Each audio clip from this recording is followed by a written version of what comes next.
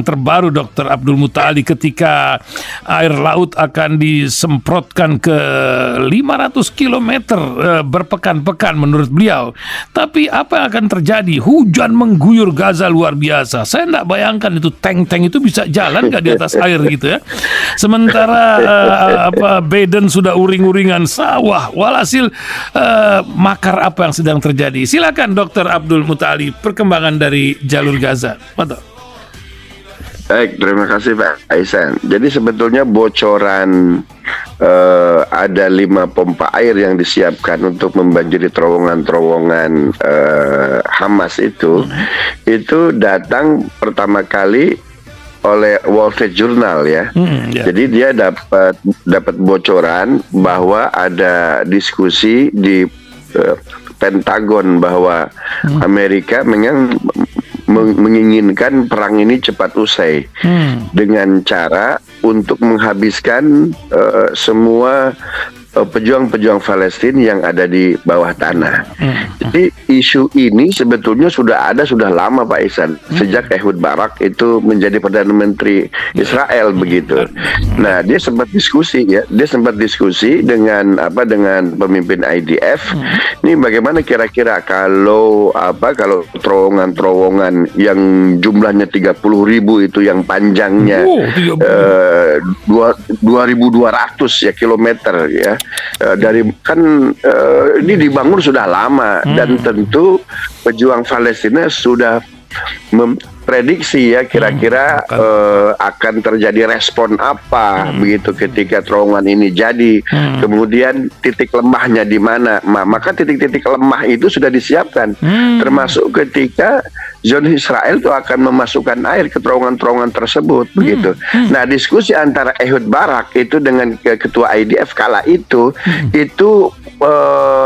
menutup proposal yang dana disiapkan bertriliun-triliun dolar untuk membanjiri terowongan-terowongan itu dengan air. Percuma. Kenapa?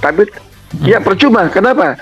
Karena ketika jangankan 5 pompa air yang disiapkan Pak Ihsan sekarang ini ya, ada 50 pompa, ada 500 pompa, 5.000 pompa, itu percuma. Kenapa? Karena air itu akan balik ke Tel Aviv. Jadi justru yang akan kebanjiran, yang tenggelam itu Tel Aviv. Begitu. Jadi lanjut. Sangat panjang. Walaupun memang awalnya terowongan itu hanya untuk memasukkan bantuan kemanusiaan, makanan, obat-obatan dari Mesir. Tapi kan kita tidak tahu titik Mesirnya di mana kan begitu. Nah, sekarang itu yang menarik adalah terowongan-terowongan itu sampai ke beberapa titik, bahkan ratusan titik itu di Tel Aviv, ratusan titik sekarang yang dikuasai oleh Israel. Jadi kata Ehud Barak, kita tutup proposal pompa air ke terowongan-terowongan. Kenapa? Percuma saja. Ya, padahal Pak Ihsan ya, kita baca, kita menyaksikan di YouTube di mana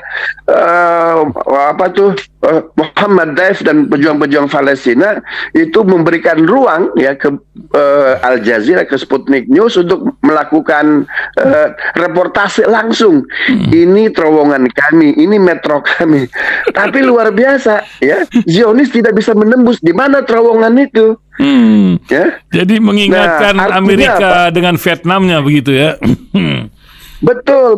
Jadi Ehud Barak saja sudah bilang yang dilakukan oleh Amerika. Jadi Amerika itu ketika melakukan veto gencatan senjata kemarin Pak Ihsan, rupanya dia sudah menyiapkan agenda ini. Kata Ehud Barak, nggak usah. Saya ketika menjadi Perdana Menteri ini merugikan. Kenapa? Yang tenggelam Tel Aviv. Yang tenggelam kami ini. Ini luar biasa. Jadi itu terowongan itu bukan sekedar terowongan. Di situ ada nilai riset yang luar biasa. Di situ ada kecerdasan yang luar biasa. Di situ ada ketangguhan yang luar biasa. Mereka sudah memikirkan lah. Jadi terowongan ini titik lemahnya di mana? Kalaupun terowongan ini dibombardir, diairkan, justru yang rugi adalah Tel Aviv itu sendiri.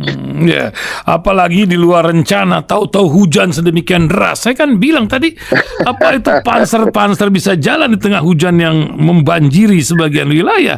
Ini menyebabkan komandan hujan itu Pak Ihsan. Ya, lanjut. Hujan itu yang terjadi di Gaza sekarang ini untuk yang sekian kali gagalnya teknologi Zionis untuk memindahkan air hujan dari Gaza ke Tel Aviv. Oh. Ya, mereka kan meminta, mereka bikin bikin teknologi yang luar biasa agar hujan itu tidak terjadi di Gaza. Yang pertama tujuannya agar masyarakat Gaza tidak mendapat suplai air bersih. Yang pertama. Jadi kan sudah disiapkan itu oleh para pejuang Palestina bahwa kalau turun hujan itu airnya akan disiapkan, kemudian mungkin disuling seperti apa agar menjadi minuman air bersih. Yang kedua itu kalau jalur Gaza hujan, maka serangan darat ini akan terganggu besar-besaran. Iya, ini kan jadi, Tel Aviv Gaza ini kan 70-an kilometer kalau nggak salah gitu. Iya, jaraknya antara 50 sampai 70, dekat aja Pak Ihsan. Betul. Iya, Jakarta Deket Bogor aja, lah sini kan, betul. Jakarta Bogor, betul. Nah, jadi jangan memang kalau tidak mengikuti, tidak paham terkait metro itu gampang aja untuk untuk melit, untuk menghancurkan pejuang Palestina. Air dimasukkan aja ke situ, tapi tidak sesederhana itu. Ehud Barak itu kan luar biasa, bencinya sama lah seperti Benjamin Netanyahu. Sekarang dia melakukan kebencian kepada IDF, kepada Benjamin Netanyahu karena mungkin karena saingan politik saja, oposisi saja kan begitu. Jadi ini sebetulnya untuk yang kesekian kali Pak Ihsan memompa air laut dimasukkan ke terowongan-terowongan itu. Nah, saya kira ini bentuk keputusasaan yang luar biasa, bukan hanya IDF. Bukan hanya elit IDF bukan hanya elit Zionis, tetapi juga bentuk keputusasaan Amerika, bentuk keputusasaan dan sekutunya kan begitu. Jadi kenapa? Karena tentara Amerika ini luar biasa. Kemarin saya bilang itu kan 2.000 serdadu Pak Ihsan. Itu yang tewas 750. Amerika itu belum mengakui separuh tentaranya sudah tewas. Separuh Pak Ihsan. Oh, ini menyebabkan pergolakan. Dari 2000 itu. Dari 2000 itu separuh tewas. Jadi sebetulnya gencatan senjata yang diveto oleh Amerika itu bentuk Amerika mau ditaruh di mana nih mukanya? Reuters kan baru saja mengatakan Israel kalah, Zionis kalah. Ini Reuters. Narasi ini jarang Pak Ihsan diungkapkan oleh Reuters. Ini untuk menjaga muka seorang Netanyahu nampaknya sedemikian besar yang dikorbankan dari percaturan ini. Apa yang dan sudah hampir 20.000 lebih syahid di jalur Gaza di tengah-tengah pergolakan. Tapi hampir susah orang mengetahui berapa yang tewas di pihak Israel. Dr. Abdul Muatir, terakhir update-nya, Pak. Baik, Pak Ihsan. Yerusalem Post Yerusalem Post memang dengan Haaretz itu objektivitas beritanya lebih tinggi Haaretz tapi Yerusalem Post itu baru saja bilang bahwa yang tewas dari pihak Israel itu di angka 10.000. Itu luar biasa. Dari 10.000 itu 75%-nya tentara ADF. Dia mengambil data kemarin yang saya ungkapkan itu. Peti mati yang digunakan di rumah sakit tentara, marinir itu 7.500 sudah digunakan Pak Ihsan. Kalau Haaretz bilang lebih banyak lagi. Jadi kenapa bisa seperti itu? Karena terowongan ini kan itu sudah menyebar kemana-mana. Jadi ini semacam labirin yang luar biasa, titiknya banyak sekali begitu. Dan yang paling ditakutkan oleh mereka, ini terowongan ini itu bukan hanya masuk ke Tel Aviv, tapi ada beberapa negara itu labirin dari Hamas ini sudah masuk. Kenapa? Karena sebagian elit Hamas itu melakukan kunjungan ke berbagai negara. Di negara tetangga itu nggak pakai helikopter Pak Ihsan, tetapi pakai lift bawah tanah. Masya Allah. Terakhir Pak Dr. Abdul Mutali, walaupun beberapa pendengar sudah mau kasih yang panjang dong Dr. Abdul Mutali, tapi kita mesti berbagi.